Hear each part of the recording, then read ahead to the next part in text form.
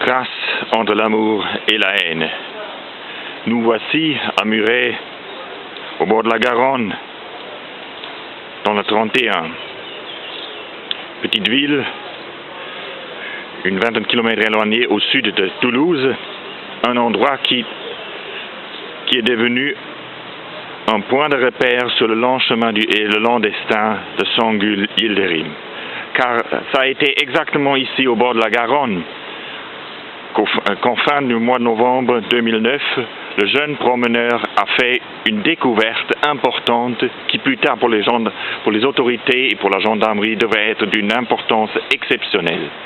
En promenant son petit chien ici au bord de la Garonne, sans penser à rien du tout, il a fait par hasard une découverte exceptionnelle.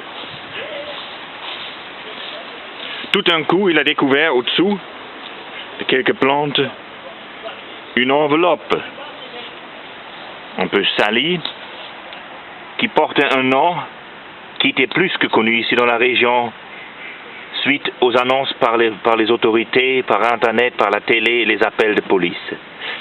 Le nom de Sangul Yildirim.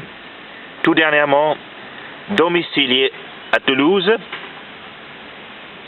donc, elle s'est adressée à un certain monsieur Jean-Christophe Martin. L'adresse n'était plus achevée. Le jeune gars a pris, complètement hors de soi, la lettre pour l'amener au prochain poste de police.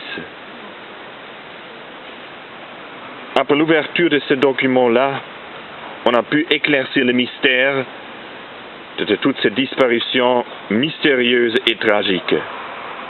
Un mois a séparé la découverte atroce du cadavre noyé de sang de Sangul Yildirim près de Toulon, dans le 83, et la découverte de cette lettre-là au bord de la Garonne.